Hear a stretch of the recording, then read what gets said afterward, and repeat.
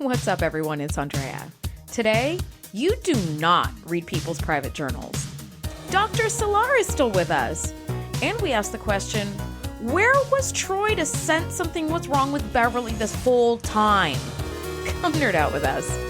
Welcome to the TNG Podcast, the number one place in the Alpha Quadrant to geek out about all things Star Trek: The Next Generation. I'm your co-host, Shereese.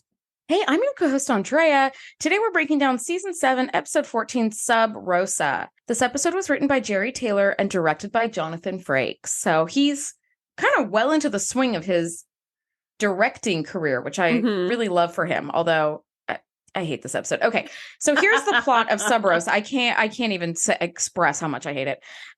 Here's the plot. So Dr. Crusher attends her grandmother's funeral and spends time in her grandmother's haunted house, romanced by her grandmother's non-corporeal lover who lives inside a goddamn candle. When you say it like that, it sounds stupid. Is there another way to... Is there? Like, come on. I'm sure there is, but neither of us took the time to think of another way. In a haunted house, being romanced by her grandmother's ghost lover who fucking lives inside a candle. Like old Mother Hubbard who lives in a cupboard, or like that old lady who lives in a shoe. A cupboard or a shoe would make more sense than a candle, but it actually does make sense. Like they explain it here, so you're like, okay, yeah, that tracks. I mean, they kind of do. Yeah, I mean, enough for us to be like, all right. So that was probably the best like summary we've ever had for an episode ever. Well, can I tell you how much I hate this? Sure. We're recording this on a Saturday morning at 10 a.m. and I'm drinking wine. I'm drinking alcohol to get through having to talk about how garbagey this episode is. So that's my initial thoughts. I will literally rewatch Aquiel if it means I don't have to do this one. I'll do it. I swear. I don't even care. I don't even fucking care. Bring it on, Aquiel. That's saying something. Those are some strong words, right? Those are some strong words. Those are some fighting words. So for me, I actually like this one because I like seeing Beverly not be Beverly. I like seeing her do something else, which is something I talk about a lot in the show, that a lot of the characters, they're very one note. You know, their whole job is to say, "I, sir." You know, that's because that's how the storyline goes. It makes the most sense. And we don't really get to see how they are personally unless we're doing a slice of life thing. They're playing poker. Or they get infected with some kind of mind-controlling virus. Now, in this case, she's infected by some mind-controlling ghost. But we do get to see Beverly kind of being different, not being her kind of like always put together, super professional self. And we get to see what she looks like as a drug addict, which is so interesting. And so I like seeing her acting chops. I love seeing Gates McFadden being different in this episode. That being said, I do think that this is probably the most disturbing episode in all of TNG, minus all those super racist episodes in season 1. Because this one's disturbing for a different reason. It just the content, the subject matter is just disturbing. And if you just re-listen to the summary that Andrea just gave, that's why. All of it is just like, it makes you feel really, really creepy. Yeah, I mean, first of all, I completely understand why you like seeing Beverly in this light, because you've said early and often that you love really watching the characters be different and you love watching them go crazy, right? Like when Picard goes crazy with Sarah. When they have really dramatic mood swings or emotional changes or behavioral changes. Mm-hmm. Like, and I will say Gates McFadden, she definitely was not like the trusty, dependable doctor that we all know and love in this episode. She's really fucking weird and like unstable. Kind of unstable and a little bit psycho, but I will say, I don't love her in this. Like, she's very, like, shaky, and there's a lot of, like, oh, what's happening to me? I don't understand. And you're like, come on, girl. Get out of that house. Get out of that. Oh, my gosh. But I understand why you like seeing that. Because, like, you enjoy the crazy episodes, and I don't so much. I'm like, no, give me stable security Beverly. I want like professional Dr. Barbie. Okay, tried and true. Yeah, you're not getting that this episode. Maybe, but next episode she'll be back. I think this is the only dip for season 7 that gets really weird. But like I said, I don't rewatch season 7 that often, so I could be wrong about that. Well, I did agree with you. I do think this is the most disturbing episode of all of TNG. Here's why I find it more disturbing than the super racist episodes. Those are really shitty. We've already talked about that a bunch. However, especially in season 1, and I think like halfway through season 2, Starfleet is sort of shown as like the great white way. They're like the white saviors, and they're going to save all these savage planets, and all the savage planets are like minorities, right? Where it's all black and brown people, and they're always better than them. And I'm like, yeah, those are really shitty, but that was sort of like the universe that Starfleet occupied, you know what I mean? Where it's like, we're going to save you with our logic and our new technology and from your savage bullshitty ways, which is like, wow, you guys are like super fucked up. But like, also, this is how they saw themselves. This feels like a season 1 episode where you're like, I'm sorry, there's a ghost that lives in a candle that Beverly is possessed by. Like, this seems so season 1. I'm like, if this was in season 3, we would have thrown it out immediately. And I'm wondering, like, who approved this storyline? Because this is so dumb. It's the dumbest. Okay, I'm just gonna have another sip of sangria because, girl, we haven't even started the episode. Yeah, I think you can tell how this review is going to go. It's going to be a lot of Andrea being like, everything about this is stupid, and a lot of me being like, but look at the acting. And look at the sets. Aren't they nice? No? What, that outfit's really cute. No? We could, okay. The outfit is really back cute. To the candle. Okay. Yeah. All right. So let's jump right in. Sooner we start, sooner we're done. Okay. So we start in this graveyard in a really beautiful place. I don't know if this location was a set or if it was a real place. Did you look that up? It looks like a set. I did look it up. I couldn't find anything on it, but the more I looked at it, the more it looked like a set to me. Everything was just a little bit too perfect. Okay. Yeah, but I really liked it. I really like what they were going for. It turns out they were going for like the Scottish Highlands. And I just thought that was really beautiful. I've never been to Scotland. I think you have, Andrea, but I have, yeah. Yeah, but it is stunningly beautiful. It looked really beautiful. And I was like, wow, I don't plan to be buried. I'm donating my body to science. But if I was going to be buried, I don't want to be buried somewhere beautiful like that. Like this. Yeah. So Beverly's... It was so perfect looking, though, that I thought at first it was a holodeck. And then I was like, oh, no, this is like a real funeral. Okay. How bizarre. A funeral on a holodeck. I guess you could do that if you don't have a body. Yeah, like Tasha's memorial service was on the holodeck because they didn't have her. They did have her body, but remember they did commemorate her like on the holodeck afterward, and she had the little like hologram that like spoke to each I don't think that turn. was a holodeck though. I think that was real grass. They had her body. They were on a holodeck. They went onto a holodeck, and then the little like Tasha's hologram like went into like a little capsule, and then they took like Data has a little capsule still. Yeah, I thought that was on the holodeck, girl. Oh, I thought they buried her because they had her body. They might have buried her, but like I remember at the very end, after they I believe you. I believe you. Crap, they were like, and now onto this horrible duty that captains have to do, and like the holodeck doors open and it's like a field. Yeah. Anyway. Well, yeah. So holodeck burials make a lot of sense, especially when you don't have a body or when somebody goes missing, like Geordie's mom. You know, you could like it makes a lot of sense. But here, this is actually real.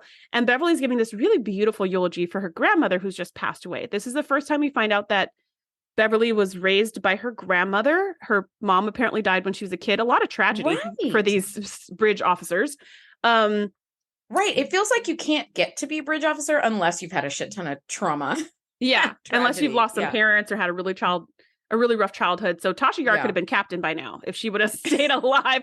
I guess her daughter was. If she hadn't been killed by wind. If she hadn't been killed by wind and strawberry jam, she could be leading a fleet right now because of all the trauma in her past. Yeah. But there's just this really beautiful ceremony. And as they're kind of all leaving, one of the things I love is that this alien, it's the governor of this little town or whatever, says the ashes to ashes and dust to dust thing, which is a very earth type funeral to give, like a very like American funeral.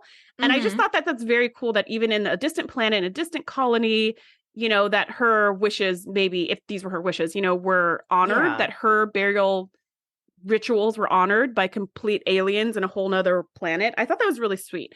But as they're all doing this and throwing dirt on the casket and stuff like that, this handsome young stranger walks by and puts this flower on Nana's grave and then gives Beverly this really intense look and walks away.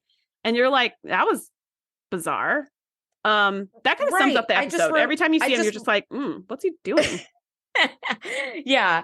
I called him the mysterious stranger, and then it cut to credits. And I was like, really? Like, that wasn't really a bum. Yeah, that really wasn't. Like in real life, like anybody could be at the funeral. It could be a neighbor or someone she knew from Could be town or anyone, like but nobody was staring her down because it's like somebody a who worked at the sad. fucking pharmacy. Like seriously, like it could have literally been anybody. But Yeah. like, oh, okay. I guess they needed a bum bum bum. After credits, though, Deanna comes to talk to Beverly right after the service, and she's like, "That was really beautiful." And Beverly asks her, like, "Did you notice that stranger?" And Deanna was like, "No." And also, I keep noticing that their dress uniforms get shorter and shorter, like less and less like dresses like they were in early seasons. And these dress uniforms I really like. Season 1 dress uniforms, I can't stand them. They look ridiculous. They look early 2000s to me, like when you wore a dress with jeans underneath it. Do you remember that trend? That was so terrible. Yeah, love that trend. The only time I wore a dress. But yeah, like it reminded me of that, like the dress with the jeans under it. And so like this is like better. And so yeah, Beverly is kind of taken by this mysterious stranger because he threw down a camellia, which was Nana's favorite flower. I've had those flowers in my yard my whole life and I never knew the name and it always bugged me. And now I know. So I was like, thank you, Sub Rosa. Thank you. And she says Nana used to keep them all over the house. And so she's like, that was a really personal gift for him to leave. Like, how would he know that? And Troy's just like, maybe they're friends. Like, if she had them all over the house, wouldn't anyone know that? But she's like, no, that just seemed like a really personal thing. It's like, okay. Did it though? Okay. I also didn't like that this entire scene was Deanna and Troi standing right at the mouth of an open grave. I was like, can we just take like 50 steps back from like, you're about to fall into this grave?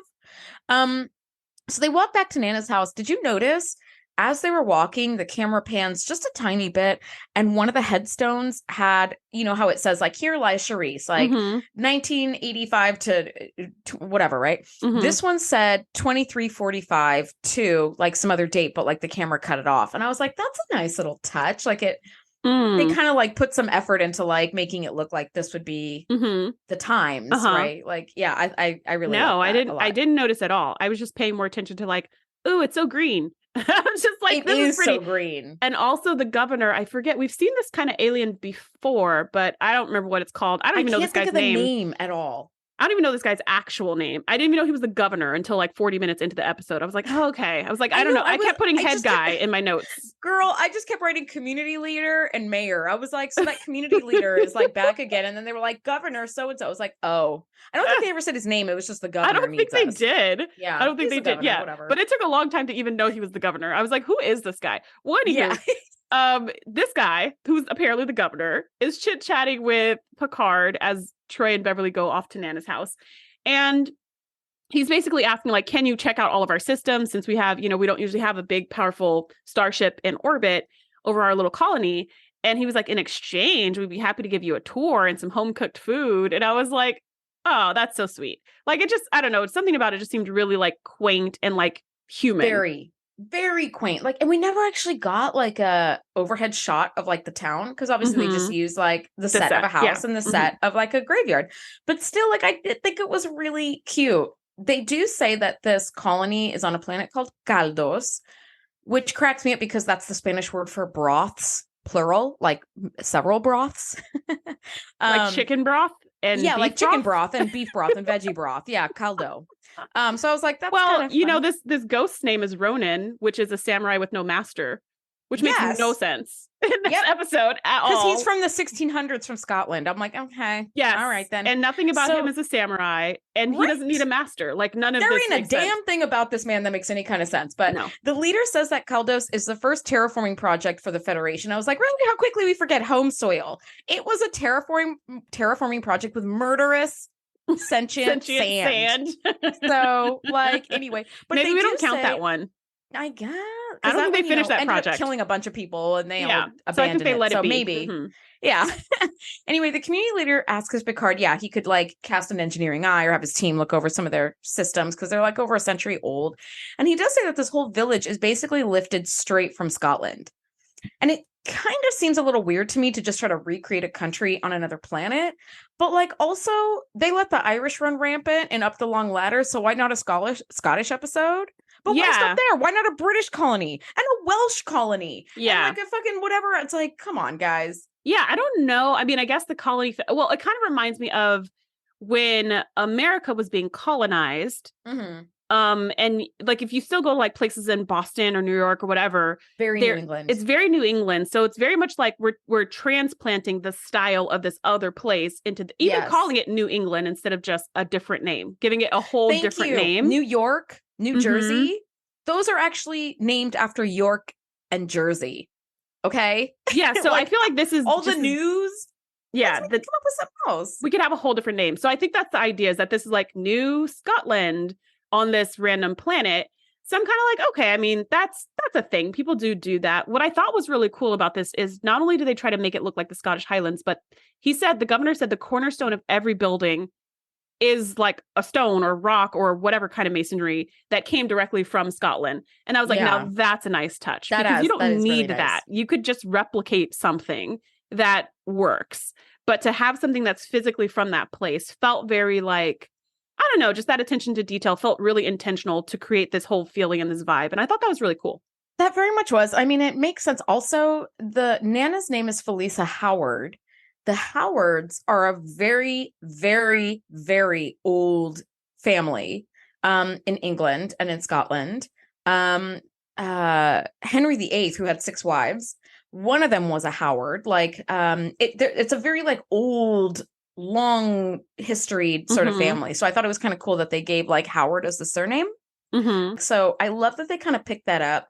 Although I will say, after the Irish Up the Long Ladder episode, we could stray away from like Anglo-Saxon stuff, right? Like, can't we have like a Nigerian colony or like a Chinese colony or a Japanese something? I don't know. Yeah, so, absolutely.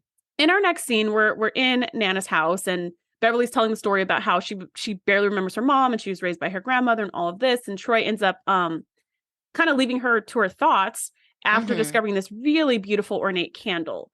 And Beverly gives the whole history of this candle, like it's been in the Howard family for generations, and it's part of their strength and power and blah blah blah. It was a great rousing speech she gave. I just don't recall it. Yeah, it's the shining light to guide them through their fortunes. Yeah. And Troi also notices when she picks up a picture of Nana and Beverly, like, wow, your grandmother had some really extraordinary green eyes.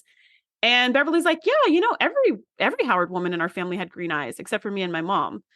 So just fast forwarding, it turns out that the creepy ghost sex makes your eyes green. So at least, you know, if she had sex with the same ghost that had sex with her grandmother, at least it wasn't the one that had sex with her mother also. But like, dude, yuck. Yeah, I think her mother can it be more disgusting? Too young. Yeah. Oh my God. Thank you. It's like the sign of like possession by this ghost, because everything he does is green. Right. When he becomes like non-corporeal, it's green. Like this bright green. It's this really pretty green. And then when he zaps people, it's like green electricity. And then when he causes the storm, it's green. It's that Borg limey green. Yeah, it really is. And at first I thought just like my computer's resolution or like the brightness was down really weird or something. But you're like, why is it green? It's supposed to be green. Oh, it is supposed to be green. But so yeah, every Howard woman was possessed by the same green-eyed ghost. Guy. except for Mom her and her mother and Bev. Yeah, because like her mom died too young, and I was like, oh dang, that's dodged a bullet. Yeah. And then she does wrap herself up in like Nana's blanket and goes upstairs to read this like journal she found, and which is the problem with journals. This is my problem with journals. This right here. This shit is private. Why are you reading my private shit? Yeah, I mean, granted, she's dead, so who cares now? But also, I'm just like, oh, that makes me feel weird. I actually used to write journals all the time as a kid, and when I moved to California from Portland, all of our stuff just went into the ether. I don't know what happened to any of our belongings previous to being like 12 years old. But apparently my cousin found one of my old journals and like went through and read every single page. No, thank you. How do I know that? Because she told me. And I was just like horrified. And I was like, never again will I keep a journal, which now I keep a journal. But like, this is the problem. Anyways, so she's like going upstairs to curl up with the journal and read all of her grandma's like most intimate thoughts. No, thank you. Some guy, his name's Ned, but we don't know that yet. Some random guy comes in, does a knock, opens the door, sees the Howard candle sitting there, picks it up, blows it out, and just like acts like he lives in the place. I was like, who is this dude? Is he trying to rob her? Like, what? I was so confused about why this man. You're like, who the hell is this man like busting in here like he belongs? Yeah, what is he doing? Why is he touching her property? I was so confused. And you hear Beverly like run down the stairs, and she's like, "Who the f are you?" I mean, she doesn't say it like that, but she's like, "Who are you?" And like, "What are you doing in my house?" And give me my candle and all this stuff. And this guy just like starts yelling at her. He knows her whole name, like even her middle name or something. He knows all her names. He calls her like Beverly Howard Crusher, and it's like, man, don't use my middle name if I don't know you like that. Right? You are not my mother or father or related to me in any way, shape, or form, as far as I know. So yeah, he comes in and he's like, I knew your grandmother better than you did, and I've been around, and da da da, and you haven't. And what does any of that have to do with you being in this house right now? That's a lovely speech. Go ahead and get out of my house. That has nothing to do with the situation right now. But he's all like, I knew your grandmother better, and blah blah blah, and I need to take this candle and destroy it because it's evil. And she's like, give me my candle. Cursed, I tell you. Yeah, she's like, get out of my house and give me my candle. And do you see how when she pushes the door, when she pushes him out, he like comes back at her and like opens the door and he gets all in her face. I was like, oh no. This is a phaser time right here. This is time to go ahead and pull out your phaser, stun his behind, call security, drag his butt out of here. Like, that was very scary. If somebody's coming at you, you attack with 3 things: speed, surprise, and violence of action. Because if somebody is coming at you like that, instead of running away, which gives them the advantage because 1, your back is turned, and 2, you're fleeing, so you're pretty defenseless. You come at them with everything you've got, everything, clawing their eyes out, biting, kicking, scratching, hair pulling, anything. Speed, surprise, violence of action. So that was the first thought that went into my head, like when this guy tried to bounce back in the house, because I was like, time to get the nails out, girl, and scratch his eyes out, or anything you can do, because this shit. He's out here trying to tell her how to like be, where he's like, this candle is cursed. Don't ever return to this house. It's like, who the fuck are you? Get out of my house. Right. I'm sorry. Who are you again? Yep. Speed, surprise, violence of action. That's it. Like, thankfully, go for it with all you got. Yeah. Thankfully, he does leave, but he could have just as easily not. So this is a pretty scary situation, but he just leaves and she just closes the door and she's like, whatever. I'm like, oh no. You've been in your grandma's house for like 5 minutes and already you're getting assaulted by the neighbors. Nope. Not going to work for me. Not at all. No, thank you. Sell the house and keep it moving. Yeah. And shoot this guy. I'm on a starship anyway. Like, I don't have time to be caretaking nothing. Yeah. So anyways, that was creepy and eerie. Next thing you know, we're in engineering and they're kind of detecting some fluctuations in the weather system and that a storm is brewing, which is really weird because there apparently hasn't been any problems with the weather system for the past 20 years. So they're like, okay, how would a storm come in the middle of summer? And they're just kind of like, okay, this is really weird. And I just wrote in my notes, I want this technology so bad. Like, if our planet, if only we could use technology to heal and help our environment, that would be amazing. Like, that's the dream. I thought about that too, where I was like, man, if only we had like a weather system. And it reminds me of True Q as well. Remember when like Amanda was like, a tornado destroyed my house, but the weather system should have like dissipated that immediately, right? Yeah. So like, it's nice to think that in the future we may have something to like put our environment back the way it was supposed to be. Yeah, and like, still let natural stuff happen like this. Yeah, like I feel like we need weathers and storms and fires because some seeds only grow in those hot fires, right? Like, we need the things, but we don't want all the things. Like, and really we don't want tornadoes, right? Humans are causing also so much pollution. So just taking the pollution out, having cleaner systems, but also, even if we have hurricanes that are over the ocean and maybe not over land masses. Tornadoes that are out in the desert, but not over cities, or, earthquakes that can quake so that the tectonic plates can shift into a better position, but not necessarily destroy and devastate all land and break off and form new land masses and create volcanoes that erupt. You know what I mean? Like, it could be or like crack. What was it? The Fukushima nuclear plant in Japan, like, released a shit ton of super fucking radioactive water, and you're like, this is really bad. All of it is really bad. Yeah. So, anyways, I wish we had that. That would be really nice. But yeah, they did say like, this is really weird. Like, we haven't had a storm like this in a long time, and the weather system should have caught this, but it did. So there's a lot of like ominous things happening in this episode. Now, Beverly and Picard are like walking Beverly to her quarters. And she's like, guess what? I've been reading all about my Nana's private life, and she had a lover. So not only did she read the journals, now she's sharing the content of the journals. Ma'am, privacy? Anyway, Picard says, the Howard women must have strong libidos. And Picard, I will pay you 1,000,000 bars of gold pressed latinum to never say the word libido again. And he did this creepy little like, oh, and I was like, ooh la la. Don't do that. Don't do that. Now, it turns out Nana was over 100 years old and her lover is 34 years old. And I'm sorry, but that's a big note for me. No. Yeah, I think like logistically, that doesn't sound legit. Just because, and this is okay, this is like a bit too much information, century. But like, yeah, even right now, like 100-year-old woman or 100-year-old man, sex is just going to be challenging. Yes, walking upstairs is going to be challenging. Okay. So sex is going to be challenging. 100-year-old person having sex with a 30-year-old person is not going to be a great experience for one of those people. Think about it. Like, and I'm going to say, I'm honestly going to say both of those people, it's going to be challenging. Unless it's ghost sex, which we're going to see in a little bit. Right. Unless it's ghost sex. But we didn't know that at this point. Is challenging at that. No. Right. Honestly, it's just like also logistically, think about a 34, as you're like dating and meeting people and sleeping with people or whatever, you just do. That 34-year-old could, if he was a real person, not a ghost, could be also having sex with like a 25-year-old or a 28-year-old or whatever, or a 30-year-old, and also a 100-year-old. Like, no, that's just so, all of it is, I got such icks reading this. Like, I almost broke out in a rash. And the way that she was smirking, like, oh, she had a lover. And you're like, could you stop reading her journals? Like, I feel like this is over the super private shit. Well, it turns out like that's pretty much all the journals were. They were just sex journals. And she was just like really into it. And I don't think, as much as I love learning more about my grandmother's life and stuff, I would not at all want to learn about the intimate details of her sex life at all. Like, I have zero interest. I don't want to read all the graphic details. I don't want to read page after page. Like, that's gross. Yeah, no, thank you. It's not gross that she's having sex. It's gross that I'm learning about her sex life. It's just like stuff I should not know about her. That's her personal, private stuff. As a 40-year-old woman, I don't want people knowing about my sex life now. Right. Maybe when I'm 100, I'd be like, what?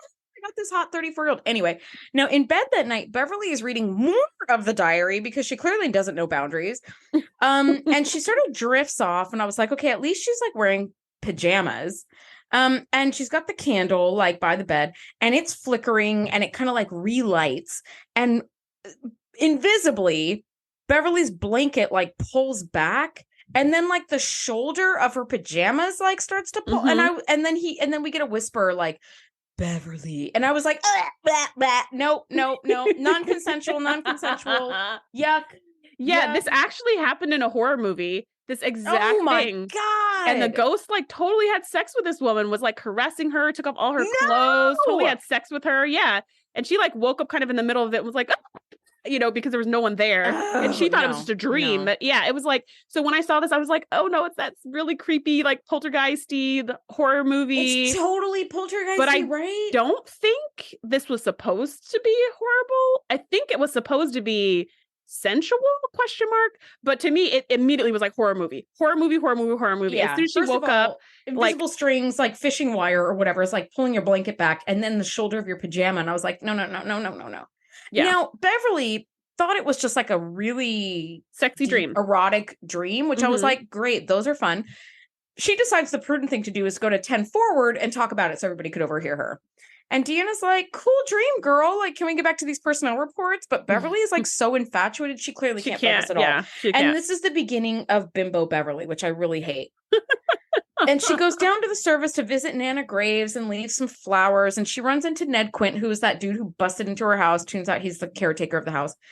But she's like, listen, I think we got off on the wrong foot, which I was like, way to be the bigger person, Beverly. Good for you. He again, though, warns her because she read about Ned. Candle. Yeah, she read about Ned in the journal. That's right. Her whole thing when she first met Ned and he was like, I know her better than you. She was like, Nana never talked about you, man. Get out of this house. And now that she's read all these journals, she's like, okay, Nana did talk about you and you were important in her life. So, okay, like, I'm sorry for how I acted, which really, why are you sorry? You didn't do anything wrong. He should be sorry for coming in your house like he owned the place. That was unacceptable. Like, I don't think Beverly was in the wrong at all. Yeah, knock on the door. I know this whole village seems to be like a 17th century Scottish village, so maybe they don't have doorbells, but you could knock. Yeah. You could knock on the goddamn door. And maybe he didn't even know that Beverly was in the house. Just the fact that he came in like he lived there was still unacceptable. I'm still saying he's in the wrong. But whatever. So she apologizes. She is the bigger person. And then Ned goes off on her again and is like, stay out of that house. The house is haunted. Don't light that candle. There's a ghost. He's roaming and he's angry. He's the one causing the storms. Yeah. And she's like, I think you're overreacting. I think that in the nicest way possible, she's saying, man, you're crazy. All of that is dumb. And he's just like, well, who do you think's causing the storms? He's trying to kill us, all this stuff. You just listen to me and don't you dare light that candle once again, sir. Get out of my life. This is not how you talk to a grown person. Like, you don't just go around demanding things. Here's what killed me about this scene, though. His accent just killed me. It killed me. It didn't sound, and like I said, I haven't been to Scotland. It sounded kind of Scottish, but it also sounded like an American with a Scottish accent to me. Yeah, it did. It did sound that way. That just kills me. Like, I'm a big crime TV fan, and one of my favorite shows, amongst the many shows, is Perry Mason. And I love Perry Mason because it's like this old 50s glamour kind of era of TV. And every once in a while they would have episodes. It's beautiful. Yeah. And every once in a while they would have episodes where someone is foreign. Most of the times they're from Europe. Sometimes they're from Asia. And they always have really, really thick accents so that we as the stupid audience know that they're foreign. And the accents are like, just like this. They're so forced. They're so bad. Sometimes I can't even watch the episode because the person is just like, hi there, laddie. Hi there, lass. And you're like, okay, that's just like, it's too much. It's like too much. Like, I don't know, pull it back. I didn't look up the actor, but I feel like it's an American doing a Scottish accent. Yeah, this did feel like an American with a Scottish accent. Yeah, it was painful for me. I was so over Ned. It wasn't a good look, really. Kind of glad that dude ended up dying later, but whatever. That's a now Ned does storm off, and the storm appears, and like now there's like green lightning, and when a moment ago the grave was just a mound of dirt, now it's completely covered in camellias again. And I was that was amazing. That was really and Beverly cool. did not even seem to. Beverly didn't even clock it. I was like, homegirl, she does. It is a fucking mountain of flowers. She walks away, and when she looks down, and she kind of is like, oh my gosh, and she looks down at it. She kind of pauses for a second, but then as soon as she pauses, she's like standing by that tree. She looks down and she's kind of like, wait, was that there before? She has this look on her face, but then the lightning starts immediately and starts torrentially raining. Yeah. So she turns around and just runs away. So she doesn't even have a moment to really process and be like, wait, was that there before? Or was it just, so she's like, whatever. She just goes back, runs back to her house. Yeah. The storm is really bad. She makes it to Nana's house. She's totally drenched, and she finds the entire house, Shereese, covered in camellias. Did you notice there were also camellias on the walls and the ceiling? Yeah, I was like, girl, run. I don't care what this is. I don't know what it is. No time to explain. No time to tricorder. Get out of there. Yeah, I've seen a scene like this before shit from the Enterprise. In a few movies. One of the movies I saw it in was the movie Twins, which is such a funny, cute movie. And this guy, it's Danny DeVito, who's kind of a jerk to his girlfriend, realizes that she's... Is this a Schwarzenegger DeVito movie? Yes, it is, okay. Yeah. I know. Realize he's, his girlfriend finally has enough and leaves him or whatever. And so when he apologizes to her, he fills her entire house with roses. And it's just like really sweet and beautiful. And I think I've seen it one other movie too, but that one was like a crazy stalker. So it's either a beautiful grand gesture or it's a crazy stalker. And it's a very thin line. It's a very thin line. And I feel like when you're not dating someone who just was a jerk and they're trying to apologize and you know that, and you walk into a room that's covered in flowers, my mind goes to crazy stalker. And so I'd be like, just like you, I'd be like, the rain's not so bad. I would turn right back around. One to beam up. Beam me on up. And then we will just scan this shit with Enterprise sensors from the safety of the ship. Like, put up some ring cameras or whatever, see who's coming by, dropping off flowers. Like, this is definitely a mystery that needs to be investigated. But my mind automatically goes to crazy stalker. I am out. I'm like, Mr. Worf, photon torpedoes, maximum yield, full spread, go. Like, you know what? Just take down the whole colony. Who even cares? Yeah. Now she does hear this like thumping sound and she's like, what is that? I know someone's in here. And it turns out it's actually like a mirror on the wall that's like bouncing up and down, but it's bouncing in a really weird way. Why is the mirror bouncing on the wall? There's no earthquake. Even if there's wind, it's not. Wind doesn't make a mirror bounce on a wall in the middle of the house. Girl, no, it doesn't. Like this, no. All of it is stupid. Now she takes the mirror off the wall and she kind of looks at the back of it. Like, is there some reason? And she finds nothing. Like, no reason for it to be bouncing. And she ends up flipping it back around. And there's a man standing behind her. And I just got the biggest jump scare because I haven't watched this episode since I was a kid because I remember it was done. And you'll never watch it again. Yeah. No, not ever. And I'm startled. She's startled. And she turns around, but he's gone. And then this is the scene that pisses me off to no end. She goes into a whole speech about show yourself or I'm calling the Enterprise for help and 10 useless security guards will be here in 30 seconds. Girl, why haven't you called already? Why haven't you called already? And then we get that this doesn't make any sense why she's just like, hello. He hasn't even possessed her yet, girl. Like, you know what? I feel like this is one of those things where, or maybe like, he did a little bit when he was like caressing her in her sleep, maybe.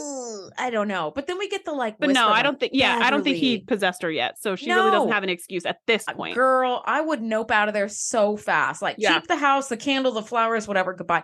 Now the voice is like, Beverly, I came back for you. Don't you remember last night? And she is sitting there, Shereese, reasoning with a voice. She's reasoning with a fucking voice.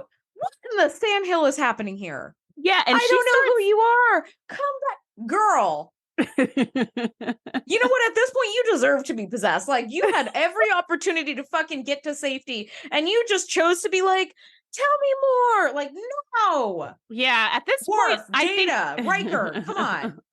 Literally anybody, even Ned's creepy behind, or the governor, like literally anyone. Yeah, Ned did know what was up. Turns out he was right the whole time, but he was trying to warn her. He just wasn't very persuasive. That's all. He didn't use good persuasive techniques. He just yelled at her and told her there was a ghost in the candle. And you're right. Like there's a better way to approach it because you can't be like, this shit is possessed. You got to be like, look, I've known your grandma a long time. Some weird shit's been happening. I really want you to kind of just like think about it and look into it. But yeah, when he was like, it's a haunted house, get out of there. She's like, okay, well, you sound psycho, so I'm not doing that.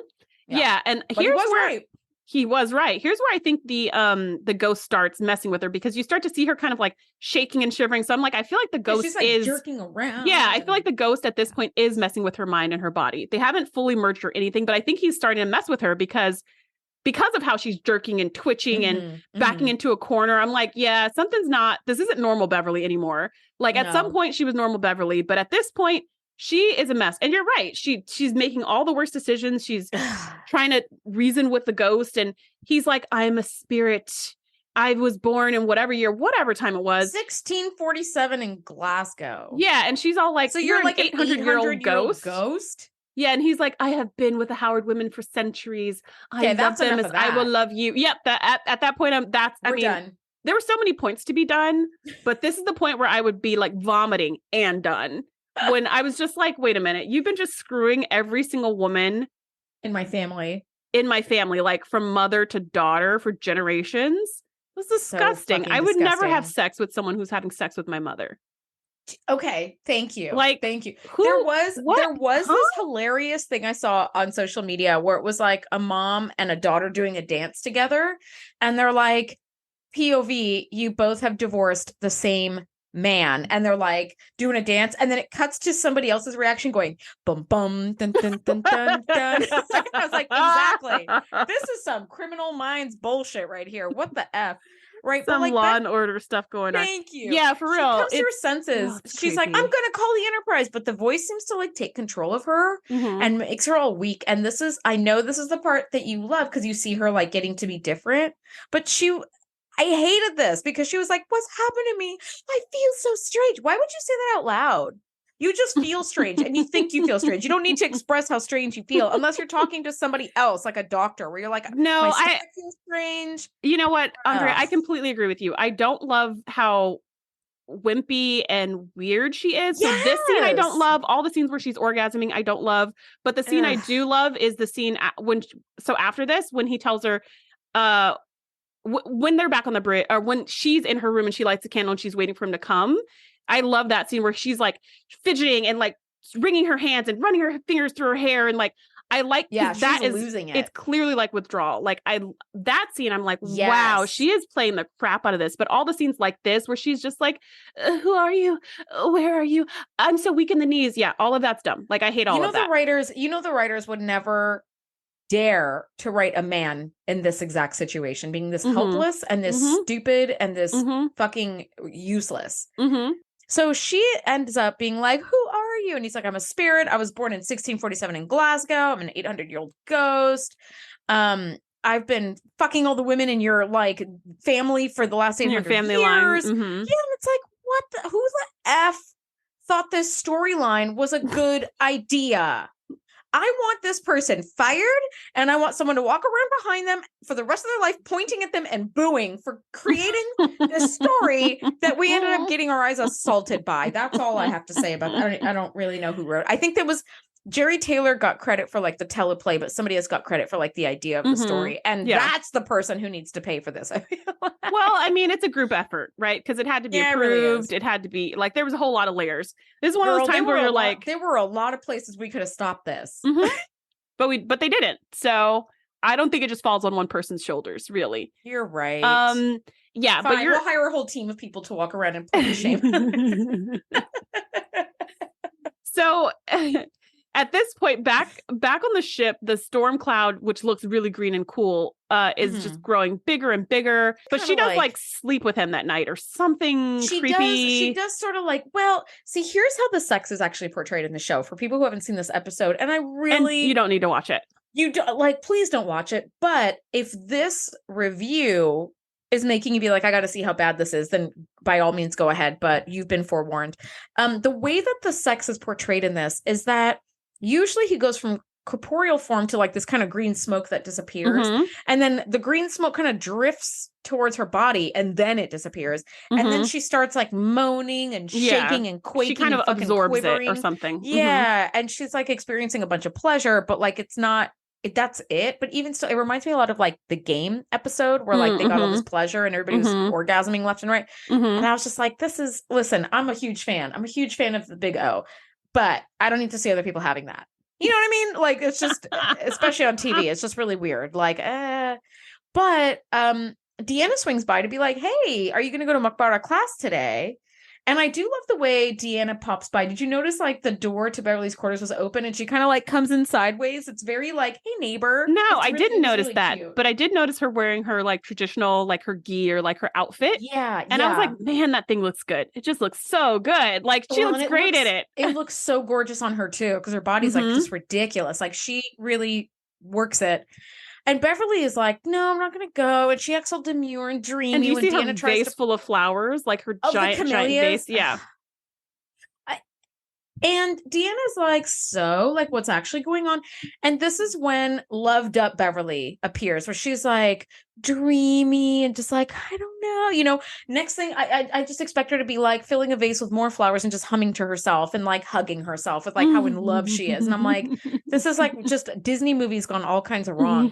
And I'm just grossed out by the whole thing. But Deanna does say, as a counselor, you and Ronan, if Ronan did love your grandmother, like, have suffered a huge loss. And during those times, it's easy to confuse those feelings of loss with like passion or love. And it's easy to kind of get fooled. And Beverly just kind of looks like a dreamy-eyed idiot as Deanna's warning her. But she does say like, I'm fine. I'm not in love with Rona. I'm just intrigued and ghost sexed. But, you know. And she says, I think I know what I'm doing.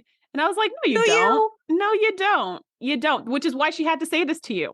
She would not have had to say that to you if you knew what you were doing. I was really hoping that Deanna would be more clutch in this episode as like a Beta Z, to be like, there's another presence with Beverly and something's not right here. Like that's what I really but she didn't. Yeah, she didn't notice any other presence, and she does admit later on that Beverly's acting strange. But this could be grief. This could be like a lot of things. So she's just like kind of giving her space. She's saying some counselor-y friend things, and then letting her make her own decisions, which, you know, is good on her, like a great friend. But this is one of the times where she needs to be like, what's wrong with you? But she doesn't know that. She doesn't know that.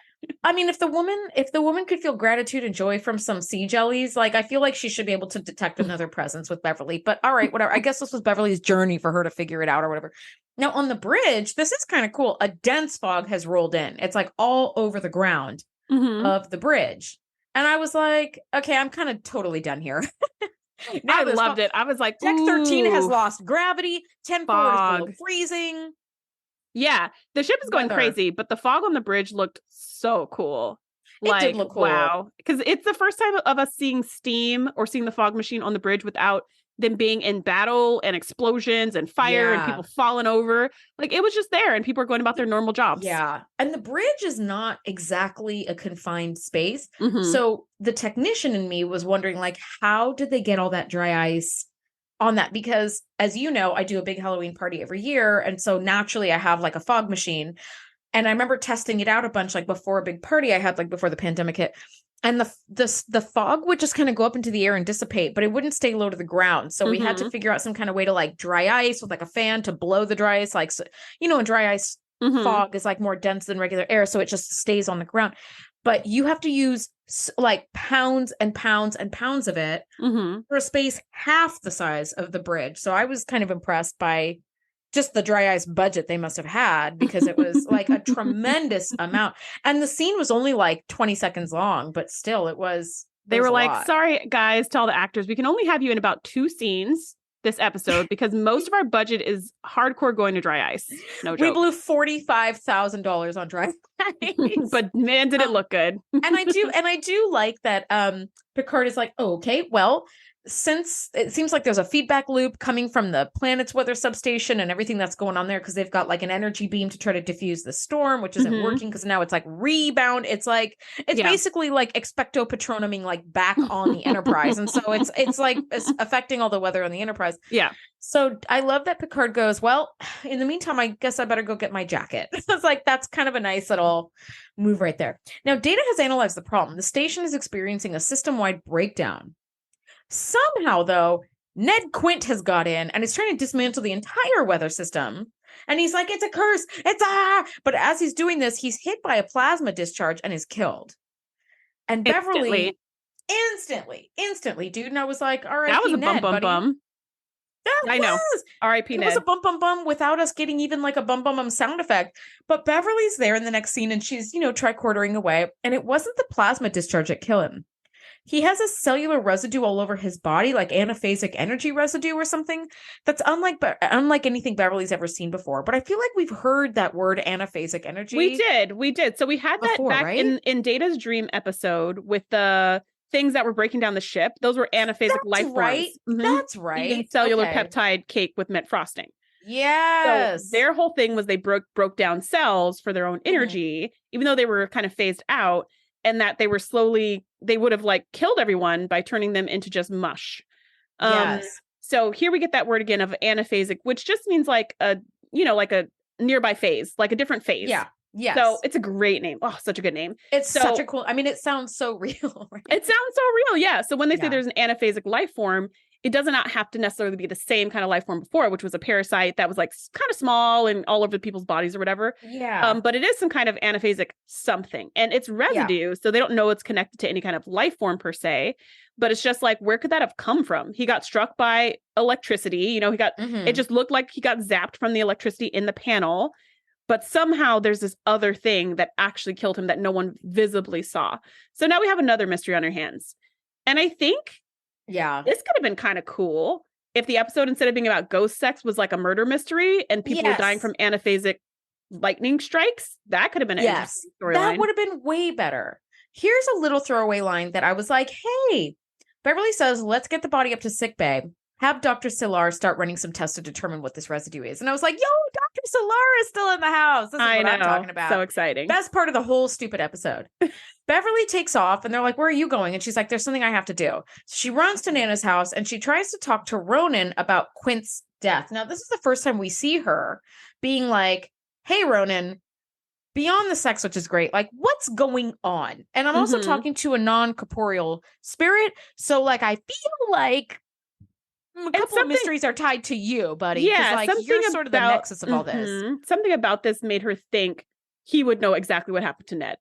Like something, where it's because like, she ran in buddy, and was like, I need to talk about, he's dead. I need to talk about this. Like, what did you do? Or what does this have to do yes. with you? And he was just like, Beverly, who cares about that? We have more I'm trying to important be things with to talk you. about. Our Yeah. love, our undying love. She's like, okay, but somebody's dead. And you could see her, this is kind of like that Yeah. high functioning addict or alcoholic or something, where they're on the job and they're very much like, yes, okay, have them perform some tests. And then 10 minutes later, they're like freaking out, right? Because they need more of their drug. So she's freaking out. By the time she closes the door, she's like, I need to talk to you. And she's just like freaking out. And he's just like, oh, never mind any of that. It's just about us. And she's like, somebody's dead, darn it. Like, we need to talk about this. And then he becomes real and like grabs her in the unsexiest way known to man and like turns her and is like, I can only become corporeal for a short amount of time, but it's worth it to be with you and all this stuff. And she just completely forgets whatever she came to talk to him about. I'm just going to roll my eyes and drink because I can't deal with how stupid this is. Like, he kisses her and she gets all weak in the knees because that's how dumb women are. And we just faint at the first kiss. Man, to be fair, she is a mind-controlled woman. Yeah. Because even when she was in love with the Trill, which was so cute. That was cute. That was super cute. And that was very much like this adolescent. The Trill was really creepy, but like the Trill was creepy. The love story was creepy. The love story was very sweet. So even with that, where she was very kind of like had this adolescent passion or whatever, she wasn't stupid. Right. So there's something about what he's doing to her that's making her stupid, not just love drunk, but literally stupid. Like, she doesn't think through things. I just, in this moment, I wrote in all caps in like size 50 font, pull yourself together. Okay. Like, a man is dead. This other ghost is now corporeal, but he's like dodging the question. Very much pull yourself so. together. But I guess, the only way they could explain it is like, she's been mind controlled. Now, he does say, I need that candle to live. And so she rushes to her quarters, telling the computer to lock the door behind her. Which we have never seen before. Anyone lock a door on this whole ship. She lights the candle and then she has like a panic attack, like you said, while she's waiting for him to appear. And she's like an addict waiting for her fix. She's like wringing her hands and like tucking her hair behind her ears and kind of wringing her fingers. She's pacing, sitting. And this is all like a 6-second waiting period. He appears and she is shaking like a leaf, and he becomes that green smoke and enters her body, and she keels over onto the bed to enjoy this pleasure. And I'm just disgusted by the entire thing. Like, I really hate how weak and waily this woman becomes. And I totally get being driven by lust sometimes, right? But like, this is but again, this is not love. This is not lust. This is stupidity, right? This is something else. This is like her common sense is gone. Yeah. And this is how far her common sense has left her. Next thing we know, she's on the transport pad with like 3 tiny things of luggage, and Picard comes in and that green glowing candle, right? And girl, and Picard comes in waving a pad at her, and he's like, "What the hell is this?" And in one sentence, without a pause, she goes, "I thought it was self-explanatory. I'm leaving Starfleet energized." Girl, if you don't get off that transport pad and have a conversation right now, and he's like, "You're leaving this doesn't make any sense." And again, all in the same. I think I can't deal with people who are in denial. Like, it just really drives me nuts. And it's very triggering for me based on like stuff I've gone through. But like, when he's like, "Beverly, this doesn't make any sense," she's like, "Well, it's voluntary to be in Starfleet, so I just choose not to be there anymore. So unless you're going to hold me as a captive, I'm out of here, energized." Yeah, and she says, "I'm going to go to the colony and become a healer, like my grandmother." You're like, yeah, she's got this like little grin kind of on the side of her face, and I was like, "Don't you go right?" But of course, Picard's like, "Well, I guess I'm not keeping you. Okay, you can. I guess you can go, right?" So Deanna goes to Picard and fills him in on this whole Ronan situation, and she does have the right to leave Starfleet, even though if they don't agree with the choice, which I was like, okay, that's fine. Now Data has pinpointed the power Picard source. Points out, he says, because they're talking about Ronan, and he says, "Do you think that Ronan's exerting some kind of influence over her? Like, basically like coercing her in some way?" Yep. And she's like, all those things. Right. And Troy's like, maybe, but it's also likely that she really does think she's in love because of the trauma she's been through. So it's like, yeah, he could be forcing her, but she could be making the choice. We really don't know. And, she's a grown up. We have to let her make her own choices. But I was like, good on you, Picard, to be like, something's extra right now. This isn't just like midlife crisis. This is like suddenly she quits everything and moves and leaves her entire life in like a day. This is different. Well, I do think that there is such a nice long history between this entire senior crew and they know each other so well. Good on Picard, like you said, for questioning this because this is nothing like the Beverly they know, right? Mhm. And even if she is under the influence or she's in a delusion or she's, you know, detached from reality in some kind of way, it is her right to make that choice no matter how much you hate the choice. But I also think it's their right to question that choice and be like, Bev, beside the drunk virus, this is the only other time we've ever seen you like acting really weird. Like Mhm. something is totally up, right? Yeah, if I was Now- acting really weird, I would hope my friends would say something. I would hope they'd be like, "Oh, you're quitting everything and moving to like Kuala Lumpur tomorrow." Yeah, I would 100% question you. Do and I you would even try to speak the talk to you. language? You know, like what are you doing? Like I would want lots of questions. I mean, I would ask you lots of questions, but think about yourself in Beverly's position. You're just going to answer and be like, well, it's my choice anyway. So it's like, I can't stop you. We can't stop you from doing Yeah. that, but we can question you. But if you are in that state, those questions are it's water down a duck's back. You're right, It's going you're to right. run right off you and you're not going to, yeah. But being You're right. good friends that we've been for years, I would be like, girl, I can't chain you to like the couch to make you stay, but like this is something's really wrong here. Now, at the cemetery, you know, Data has pinpointed this power source that's driving this weather, and it's coming from Phyllis's grave? Question. Well, they didn't find the source of this power fluctuation, but they found a large quantity of anaphasic energy concentrated in her grave. So they were like, because they're scanning the planet for it. So they said, we found this huge concentration at the graveyard. So Picard tells Data and Geordi, go check it out and keep scanning until you find the source of the anaphasic energy. That's right. So they're like, okay, cool, we'll go and check it out. And then they find out that it's in her grave, which is just injury to insult. Like, come on.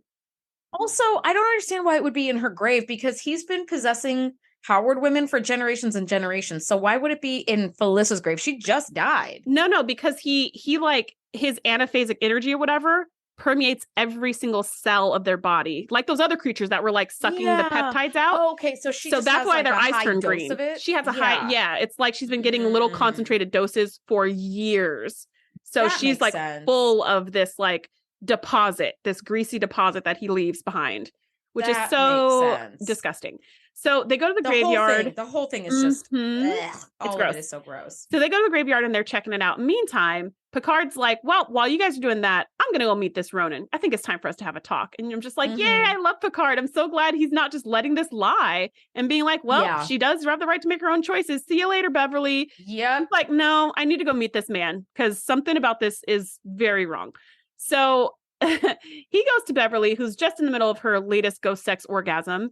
And Ronan is like almost completely merged with her. So she has some bit of Beverly still in there, but like a small percentage at this point. So Picard knocks and then ends up just walking in because she can't even hear it over her pleasure. And then he's like, and he sees like what's going on with her, which is awkward. But he's just like, oh, sorry, I knocked, but no one answered or whatever. And Beverly's like, what are you doing here? And she's trying to cover herself up with her robe or whatever. And it's awkward. And then Picard, she was like rocking in that chair erotically and like breathing like right the whole time. Like I was just like, Andrea, look away. Like I was like, give the woman some privacy or something. Yeah, like, I don't. This is worse than walking in on Barclay and his fantasies in the holodeck because that was like the beginning part of his fantasy. That wasn't like the happy ending of his fantasy. This is like Beverly right in the middle. All of it was so freaking disgusting. It's cringy, yeah. And so Picard is just like, hey, she's like, what are you doing here? And he's like, I wanted to meet Ronan. I'm very anxious to meet him. And he's so like proper and political about all of it. Like, I'm just very anxious to meet this young man who's swept not one, but two of the Howard women off of their feet. Ha ha ha. And she's like, well, he did handle that really well. He really knocked that out. And she's like, well, he's not here. And you got to leave. And she's just like, he's like, wait, are your eyes different? Because now her eyes are turning the creepy ghost sex green. And she's like, oh, and she thinks quick on her feet. She's like, I just didn't like the other color. I like this color better. Don't you think it suits me? I'm surprised she even like knew that I don't think she did know until he said that. And then she just came up with something.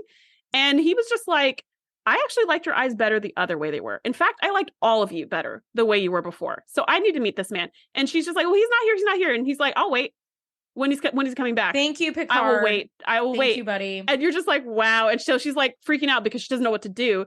And then he's like, why is it that no one else has ever seen this Ronan? And then as soon as he starts asking her those questions and she's like, then all of a sudden Ronan comes down the stairs and he's like, here I am, Captain, since you insist on seeing me. I'm real, proof here. I am glad that he didn't just appear out of smoke. Yeah. Because then Picard would have been like, red alert. But like, he was smart enough to like Fire come down torpedoes. the stairs. Yes. Yeah, to be like, as if he had been upstairs the whole time. You'd been upstairs the whole time. Exactly. Smart, exactly. Which is like, okay. So I love this scene too, like so much when like Picard is just really like nailing this guy on all the inconsistencies. But in the meantime, Data and Geordi, like they come over and they're like, hey, we want permission to exhume the body because I think we need to, because that's the source and we need to figure out what's going on here. And immediately Ronan is uncomfortable and he's like, you can't exhume her. You can't do anything with her. You have to leave the body alone. And then Picard's like, why does this make you so anxious? You know what? Make sure you exhume that body and start going over it right now. And he really did too. Yeah. He was like, Commander Data, why don't you go ahead and ask the governor, ask permission to exhume the body, which of course enraged the shit out of Ronan. Yeah. Yeah. And he's like, I'm going to go to the governor and complain about this. And Picard's like, go ahead, because I bet you the governor's going to say, he's like, I bet you the governor's going to say he's never seen you either. Like, even seeing him in person, this doesn't make Picard go, oh, wait, you are real. Okay, what? He's like, no, you're still weird. There's still something off about this whole thing. And he's like, and guess what? The governor's going to ask the same questions that I'm asking you now. Which ship did you come on? Because I bet if we check the manifest, you won't be there. Like, he just knows everything. And you're like, what year? What was the name of the ship? Who did you travel with? What's your position in the colony? Do you have any neighbors? What are their names? Like, he starts hitting hard, and Ronan does not. He can't answer any questions. No, I will say, angry questioning Picard is one of my favorites. Yeah, because he knows when to be diplomatic about things, as I've talked about a bunch, but he also knows when to start hitting the nail right on the head. Yeah, hard. He was so gentle with Beverly, but he's not taking any crap from Ronan. No. Not even close. And it's great. And Ronan is so like cornered that he just dissolves into smoke rather than answer a single question. Yeah, he's like, fuck this, I'm out. It's like, really? You just Yeah, so then Picard goes to grab Beverly. He's like, we need to disappear. We need to get out of here. He goes to grab Beverly, and before he can touch her, he gets zapped by green lightning and falls to the ground. And Beverly's like, no, and runs to go get her tricorder and is like trying to find out what's wrong with him and see how she can help him, but she's also right in the middle of this drugged fugue, so she doesn't really know like where she is or what's going on. She doesn't remember how to push the buttons. This is like really scary because usually in a clutch she's your woman, but here she can't even understand the device she's looking at, and she's like trying to push it and trying to clear her head, and she can't clear her head. And Ronan's just like, come with me, we have to stop them from exhuming the body, we have to keep them away from the body. And she's just like, I can't let him die. I can't leave him here. I also like her in the scene too, where she's like fighting it. Yeah. Like, I love that. And she's just she really is.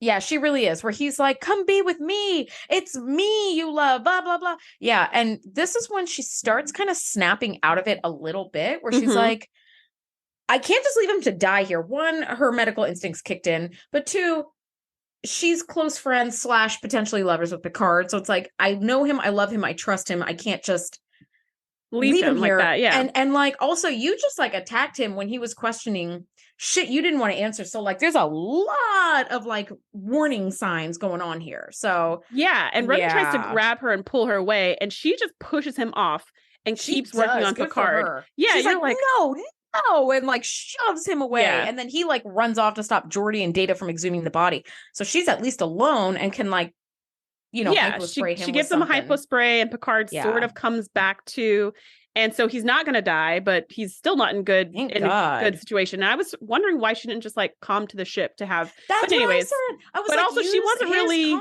She's not really all the way there. She's not there. She couldn't even understand the tricorder, so I was like, maybe she just is not. She's not on her A game right now. Girl, she was tricordering so hard, and she's like, come on. And the tricorder's like, like doing what it does, but she's like, she couldn't suddenly read it. But I thought, like, use Picard's comm badge to warn Data and Geordi that he's coming. Now, this scene is when I absolutely gave up on life. Okay. I can't. The scene at the graveyard. Yes, I can't. So Picard wakes up and tells Beverly, this shit is. Go chase him, go get him. Like, go after him. Don't let him stop Geordi and Data. now we get to see what 24th century exhuming of a body looks like, and it's pretty neat and tidy. It's just beaming the coffin to the surface, which I was like, that's smart because you don't have to dig. Exactly. And Although now that I think about it, you can't put the body back because now the dirt has like settled where the coffin was. Space. Yeah. Ooh, that's true. But girl, we're thinking this is a ghost sex episode. I'm overthinking it. But yeah, I love that. I was like, oh, you don't have to dig the body back out. This is great. And girl, there isn't Did you even need the coffin? Couldn't you just like beam the like body out? Beam the body to sickbay. But whatever. Not even a molecule of dirt on it. And then this is when I just got so grossed out. They took the lid off the grave, and you're looking at Phyllis's like perfectly preserved body. Yeah, because they're apparently going to do an autopsy right now, like right here in the graveyard. Right this second. You during can't the beam storm, her to sickbay? With neither of them being medical professionals. Okay. None of them. But they have tricorders. So she has a shit ton of anaphasic energy in her body. As they discuss what to do, Nana's body, her eyes open and her green eyes are all glinting. And she sits up creepy. And she shocks Data and Geordi with electricity. She like zaps them. She shocked the shit out of me and zapped them. And Beverly, now holding this candle like some kind of Victorian moron, runs to the cemetery. She's like, no, you're not Nana. You're dead. And then the corpse slumps back over. I was like, that's it. Actually, no, the corpse talks to her. Yep. She goes, Nana? In Nana's voice. Yeah, she's like, Nana? And Nana turns and is like, it's okay, Beverly. Everything's going to be okay now, or something like that. And it's at that point where, again, part of her senses are coming back to her, because in this drugged fugue state, you would think she'd be like, Nana, are you really alive? Because, I feel like you can't be high enough on drugs for this to be okay. She realizes that it's not really her grandma. She realizes that it's Ronan puppeteering her grandma. So gross. So she just starts screaming at Ronan to leave Nana alone. And that's when the body collapses back. And you're just like, this is horrifying. Like, if I just lost a loved one, days ago, and then you're going to reanimate their body to shock my friend, like to try to zap my friends and kill them? This shit is so unacceptable. I was like, I almost want to leave Starfleet. Okay. Like, I don't want to. You're going to resign your commission? Yeah, I really will, as imaginary lieutenant commander. Okay. Like, I can't even deal with this. And Ronan becomes corporeal, and he's like, I did it for us, Beverly, for the love that we could still have. Don't you want to feel pleasure again? And she's like, I mean, obviously, but we can't do this. And she finally has some brain cells working again and fills us all in. He's an anaphasic energy being that must use a host to survive. So he is a parasite, just like the other anaphasic organisms. He really is. That candle, somehow, in the minute that she left Picard and like ran to the graveyard, the candle is plasma based. So he's using it as a receptacle to retain his form. I think she scanned it. I think she scanned it a long time ago. I think she scanned it back when she first took it to the ship. And just was like, oh, okay, whatever. Like, but it didn't mean anything. And now putting it all together, it's like, this is what's going on. So yes. And like, he makes her put the candle down, because at this point he's like, okay, like I'm not pretending anymore. Put the candle down or I'm going to kill Geordi. So obviously she's like, okay, well, I'm going to put the candle down. So she sort of gently puts it down, like, don't shoot, and then immediately turns around and grabs Geordi's phaser and destroys the candle. So now Ronan is like stuck in this corporeal form. Now he can't kind of recharge back in the candle. He can't go and like rest there. I'm kind of picturing like Odo from DS9. I'm picturing just like the bucket that he sleeps in or whatever. Like he can't go and sleep back in his little candle. So she goes, haha, and then she runs over to Geordi, hits his comm badge, tells Riker and says, shut down all the plasma conduits in the space station, because that's what he'd been riding along on from the colony to the ship. And she knows that he needs plasma, and now his plasma candle's gone, so he's going to go to that source of plasma. So she's like, shut it all down, Will. I'll explain everything later. Just trust me.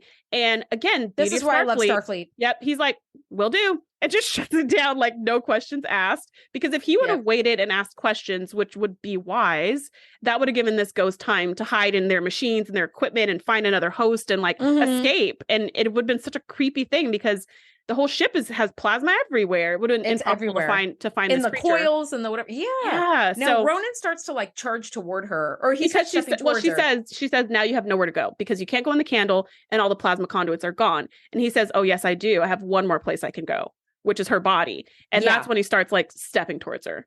Yeah, and she's like, she has the phaser pointed at him. Step back, not one more step, I'll kill you. And he charges towards her and she blasts him the way that Riker blasted Utah, like from so many seasons back, like absolutely like he just like dissolved, like just greenish dust. Whew, everyone is fine except for me. Beverly's recovery will take some time. They say, you know, Captain's log is like, it's going to take some time. Yeah. Cut to her pleasantly chit-chatting with Deanna about the whole thing in 10 forward. Yeah, apparently only took like a couple hours. Data and Geordi are fine. Everyone's fine. All is Totally well. fine. Nana's back in her grave. The colony's fine. The storm is gone. Yep. Creepy haunted house, I guess, is on the market. It's just a house now. Yeah. Turns out Ronan found one of her ancestors that had a similar, like the correct it turns out that Ronan found one of her ancestors like 100,000 years ago that had like a similar cellular makeup to support like his energy matrix. So that's why he's gone from one Howard woman to another. Because my thought was, why can't he just like possess somebody else in the village? Yeah, like anybody else, right? She does wistfully say, so I'm glad that sort of like explains why he's been obsessed with her family. It's because of that biochemical connection that was perfectly it's like the suited. Perfect signature. Yeah, it was the perfect environment. But also it's kind of like, did he have to become real? Couldn't he have just leached off of them secretly? Like forever? Yeah.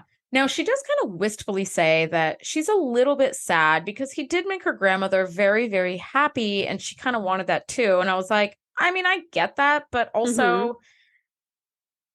But it wasn't like, it was pleasure, but it wasn't like a really healthy relationship because it depended on mind control. It depended on, you know, biochemical, it depended on like drugs and changing your brain. So who wants a love like that where you can't be in your right mind to be with this person? Like, yeah. Also, here's what's concerning to me is that if Nana had been possessed by this guy her entire adult life, that means she was possessed by this guy even when she was raising Beverly. And I'm like, ew, that whole idea is just really gross. But it also makes me think because Beverly had no idea that this guy even existed and that she was a healer in this village for all those years, for 20 years or whatever, it makes me think that maybe Ronan just had more time with him. I don't know. But it makes me think that grandma wasn't nutty. You know, like that she was like a normal functioning person and she just had a secret life. Versus with Beverly, maybe it's because she was so much older when they met or who knows what. But it wasn't just like this.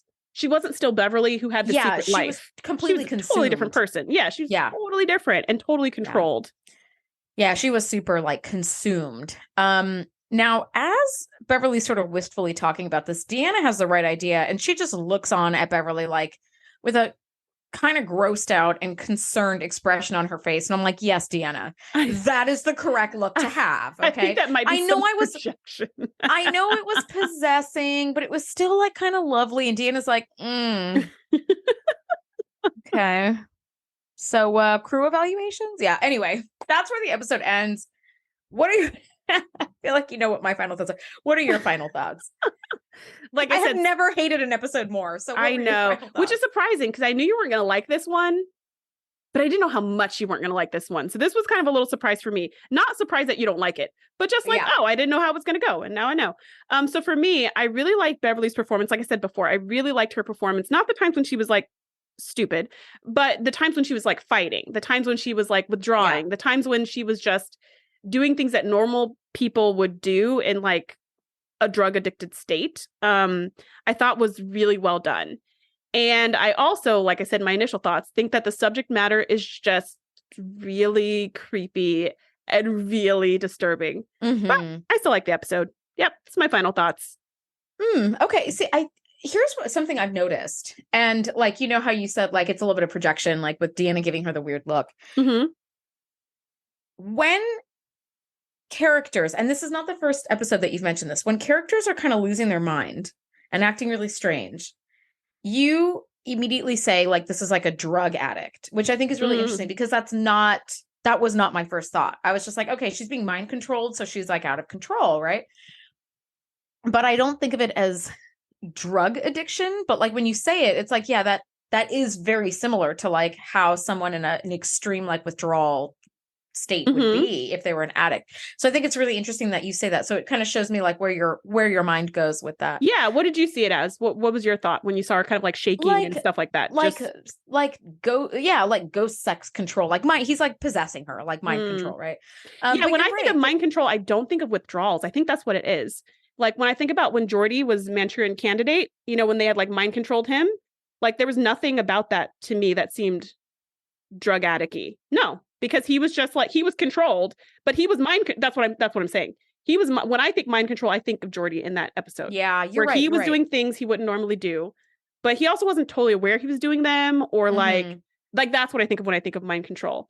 And when Picard was taken over by the electricity virus, and it was just like, you know, just making him go around to the ship and like putting it in harm's way and whatever. Like, that's what I think of when I think of mind control, is like legitimate, like you're doing things you wouldn't normally do. You're saying things you wouldn't normally say, and you seem like a different person. But other than that, you're a normal person, just a different person. Totally. But this to me felt like I felt like she was having withdrawal symptoms. And I think that's what makes me automatically go drugs whenever I see someone with those kind of symptoms. But you're right. That is what I do tend to see that in these kinds of episodes. Yeah. Well, I'm just really glad this one's over. I would like a refund of my time for having to watch it and take notes on it and even talk about it. Although, like, you know, I love a good rant.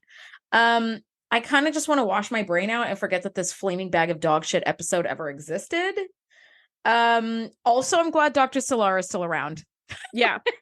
That's about it. I think you got a new least favorite episode. Girl, I will TNG watch canon. Aquiel day and night to never have to do this one again. Things get better, a lot better next week. So guys, this was a marathon hate fest episode. This was a marathon episode, but there was a lot to say about it. I'm glad we're done with it. Next week, we are breaking down season 7, episode 15, Lower Decks. Thank you so much for nerding out with us, and we'll see you next week. Bye. Thanks for geeking out with us. Be sure to join the crew at thetngpodcast.com to be the first to know when we do our live shows or host events exclusively for our members. We'll see you next time.